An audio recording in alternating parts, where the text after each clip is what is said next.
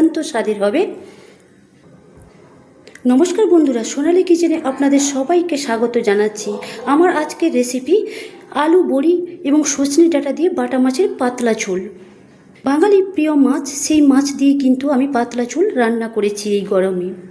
এইভাবে বাড়ির সবাইকে দুপুরে ভাতের সঙ্গে রান্না করে বাটা মাছ, আলু আর বড়ি দিয়ে সজনে ডাঁটা দিয়ে পাতলা ঝোল রান্না করে খাওয়ালে বাড়ির সবাই কিন্তু খুশি হয়ে তৃপ্তি হয়ে খাবে।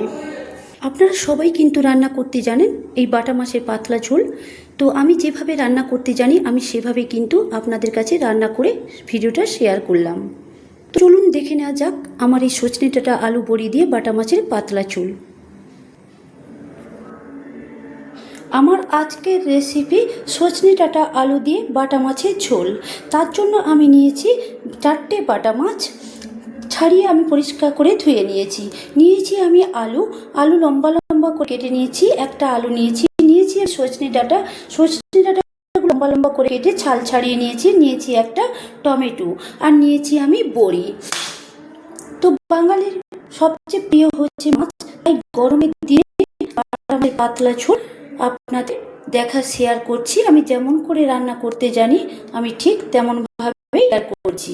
প্রথমে আমি বাটা মাছগুলো ম্যারিনেট করে নেব। তার জন্য আমি নিয়েছি লবণ, হাফ চামচ লবণ দিলাম আমি হলুদ আমি দিলাম সামান্য হলুদ দিয়ে এবার আমি ম্যারিনেট করে নিচ্ছি বাটা মাছগুলোকে। এইভাবে দুপাশ ভালো করে হলুদ লবণ মাখিয়ে আমি ম্যারিনেট করে নিচ্ছি।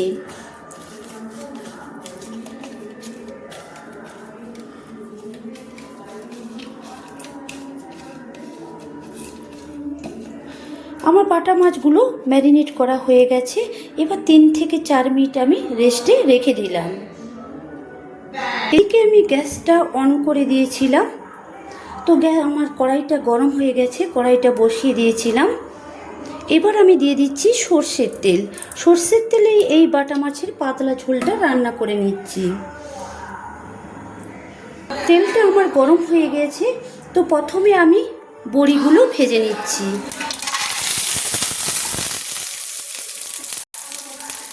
বড়িগুলো দিয়ে একটু আমি খুন্তি দিয়ে নেড়ে আমি ভেজে নিলাম। খুব বেশি ভাজবো না, হালকা হালকা করে ভেজে নিচ্ছি।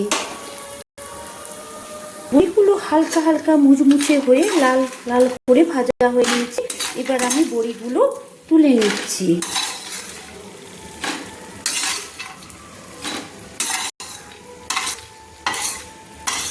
বড়িগুলো তুলে একটা প্লেটে রেখে দিয়েছি। এবার আমি দিয়ে দিচ্ছি সর্ষের তেল।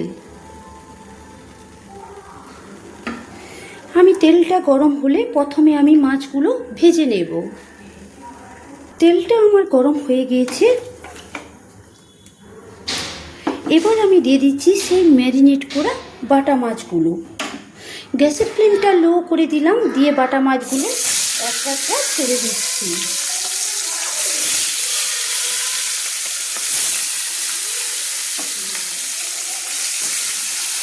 এবার বাটা মাছগুলো আমি ভেজে নেব। এক পিঠ ভাজা হয়ে গেলে অপর পিঠটা উল্টে ভেজে নেব। লাল লাল করে ভেজে নিচ্ছি, খুব কড়া করে কিন্তু ভাজছি না। মাছগুলো হালকা হালকা লাল লাল করে ভেজে নিয়েছি এক পিঠ, আবার অপর পিঠটা আমি উল্টে দিলাম সেমভাবে ভেজে নেওয়ার জন্য।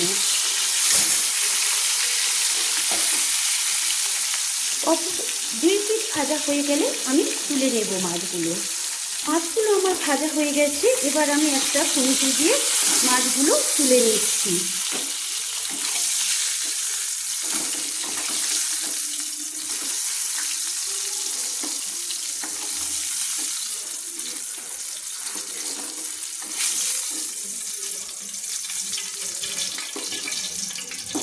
মাছগুলো ভেজে একটা প্লেটে আমি তুলে নিয়েছি। খুব বেশি কড়া করে ভাজি না, তাহলে এই বাটা মাছের ঝোলের স্বাদটা কিন্তু ভালো লাগবে না। এই বাটা মাছ ভাজা তেলে আমি দিয়ে দিচ্ছি ফোড়ন। তার জন্য আমি দিয়ে দিচ্ছি হাফ চামচ কালো জিরে, দিয়ে দিলাম 2টো চেরা কাঁচা লঙ্কা। ফোড়ন থেকে সুন্দর মিষ্টি গন্ধ ছেড়েছে। এই সময় আমি দিয়ে দিচ্ছি সেই কুটে রাখা আলু। আমি যে আলুগুলো লম্বা লম্বা করে কেটে ধুয়ে রেখেছিলাম দিয়ে দিলাম।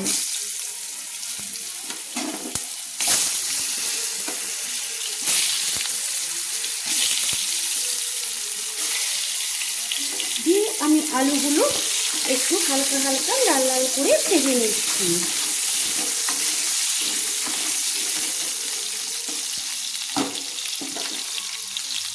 একটা চাপা দিয়ে আমি আলুগুলো 1 মিনিট মতো ভেজে নিচ্ছি।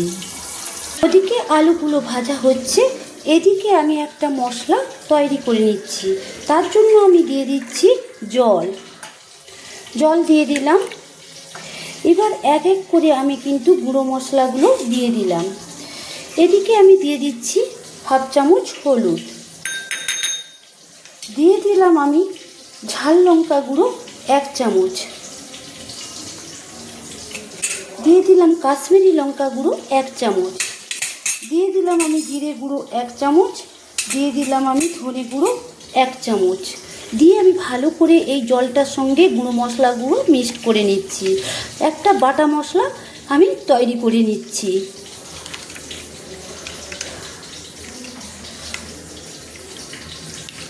আমার কিন্তু মশলাটা মিক্সড করা হয়ে গেছে, দেখুন কি সুন্দর মিক্সড করা হয়ে গেছে।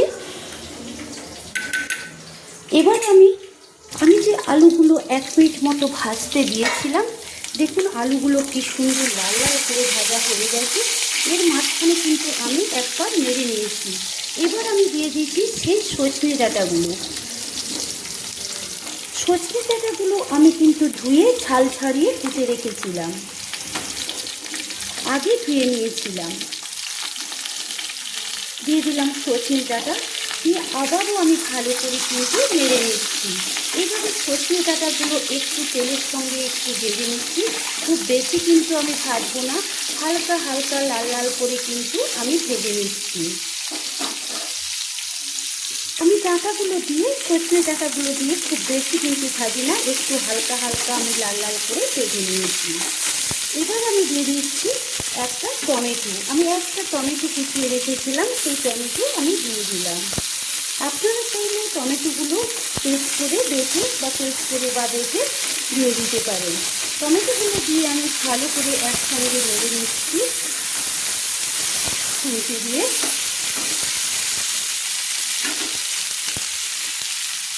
এবার আমি দিয়ে দিচ্ছি 1 চামচ লবণ। টমেটো দিয়ে ভালো করে নেড়ে নিয়েছি, দিয়ে দিয়েছি 1 চামচ লবণ।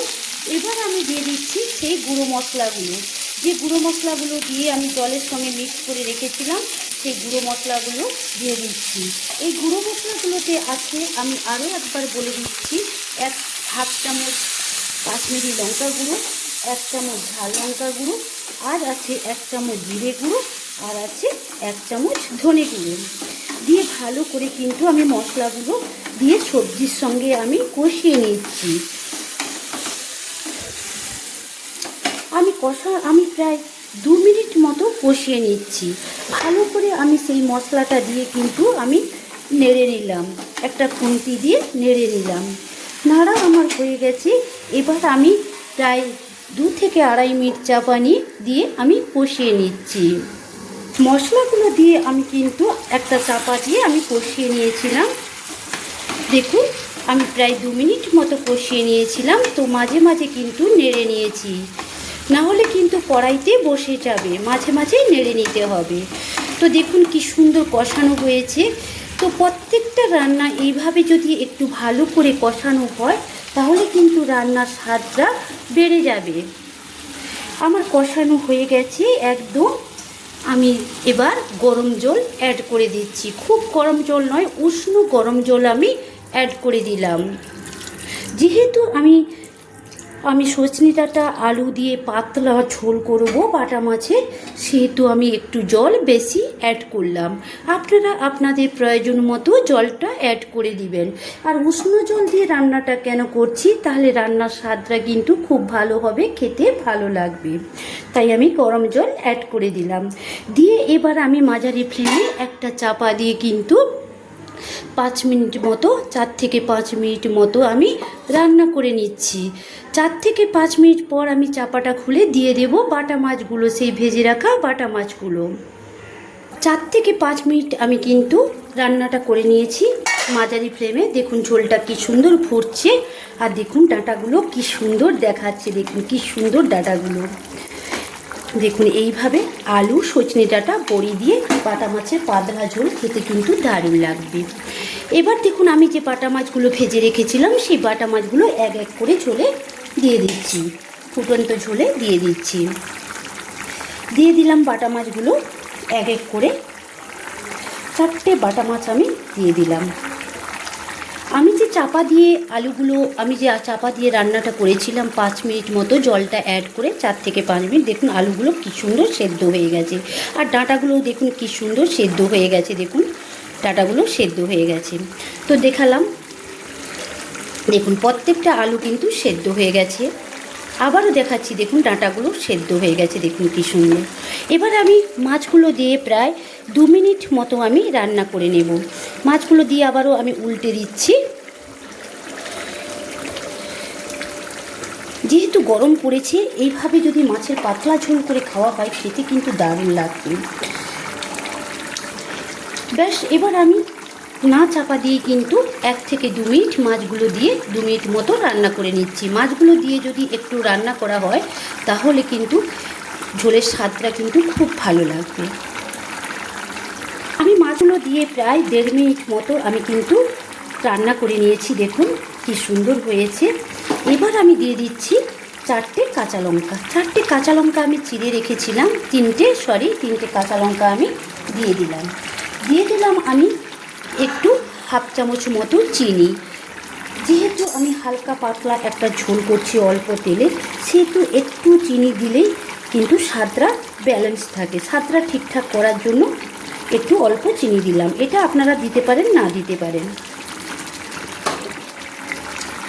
এবার রান্নাটা আর 1/2 মিনিট মতো হলেই কিন্তু আমি দিয়ে দেবো ধনেপাতা কুচি আর ভেজে রাখা বড়ি। কাঁচা লঙ্কা দিয়ে আমি 1/2 মিনিট মতো রান্না করে নিয়েছি। এবার আমি দিয়ে দিচ্ছি সেই অল্প আমি ধনেপাতা কুচি রেখেছিলাম দিয়ে দিলাম সেই ভেজে রাখা আমি বড়িগুলো। এইভাবে বড়ি দিয়ে সজনে ডাঁটা দিয়ে যদি হালকা বাটা মাছের পাতলা ঝোল রান্না করা হয়, গরম ভাতের সঙ্গে খেতে কিন্তু দারুণ লাগবে, অসাধারণ লাগবে। এই একটা পদ দিয়ে খাওয়া হয়ে যাবে। তো আমার রান্নাটা হয়ে এসছে, আমি গ্যাসের ফ্লেমটা লো করে দিলাম। এবার আমি গ্যাসের ফ্লেমটা লো করে দিয়েছি, দিয়ে আমি একটু খুন্তি দিয়ে নেড়ে নিলাম। নাড়া আমার হয়ে গেছে। এবার আমি গ্যাসের ফ্লেমটাকে অফ করে দিলাম। যেহেতু ধনেপাতা কুচি দিয়েছি আর দিয়েছি বড়ি, সেহেতু আমি একটা চাপা দিয়ে প্রায় 5 সেকেন্ড মতো আমি স্ট্যান্ডিং টাইমে রেখে দিলাম। 5 সেকেন্ড হয়ে গেছে। চাপাটা খুলে দেখাচ্ছি, দেখুন আমি স্ট্যান্ডিং টাইমে রেখেছিলাম। দেখুন কি সুন্দর হয়েছে এই রান্নাটা, খেতে কিন্তু দুর্দান্ত স্বাদের লাগবে। একটা লোভনীয় রেসিপি, দারুণ রেসিপি। হালকা এইভাবে অল্প তেলে অল্প মশলায় দেখুন বন্ধুরা কি সুন্দর কিভাবে রান্নাটা করে নিয়েছি। এবার আমি কড়াইটা নামিয়ে একটা প্লেটে সার্ভ করে নিচ্ছি। বন্ধুরা দেখুন কড়াইটা আমি নামিয়ে নিয়েছি গ্যাস থেকে, দিয়ে আমি একটা প্লেটে সার্ভ করে নিয়েছি।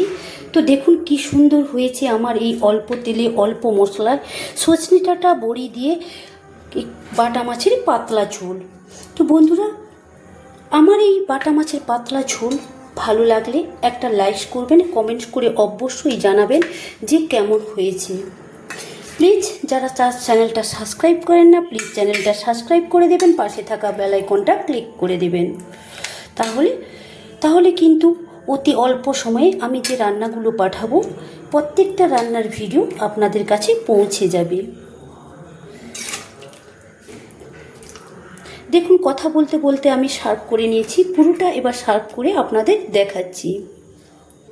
আমি রান্না করে একটা থালাতে কিন্তু সার্ভ করে নিয়েছি। দেখুন কি সুন্দর হয়েছে রান্নাটা, খেতেও কিন্তু দুর্দান্ত স্বাদ। আমার আজকের রেসিপি আলু বড়ি এবং সজনে ডাঁটা দিয়ে বাটা মাছের পাতলা ঝোল। বাঙালির প্রিয় মাছ, সেই মাছ দিয়ে কিন্তু আমি পাতলা ঝোল রান্না করেছি এই গরমে। এইভাবে বাড়ির সবাইকে দুপুরে ভাতের সঙ্গে রান্না করে বাটা মাছ আলু আর বড়ি দিয়ে সজনে ডাঁটা দিয়ে পাতলা ঝোল রান্না করে খাওয়ালে বাড়ির সবাই কিন্তু খুশি হয়ে তৃপ্তি হয়ে খাবে। আপনারা সবাই কিন্তু রান্না করতে জানেন এই বাটা মাছের পাতলা ঝোল। তো আমি যেভাবে রান্না করতে জানি আমি সেভাবে কিন্তু আপনাদের কাছে রান্না করে ভিডিওটা শেয়ার করলাম। তো চলুন দেখে নেওয়া যাক আমার এই সজনে ডাঁটা আলু বড়ি দিয়ে বাটা মাছের পাতলা ঝোল।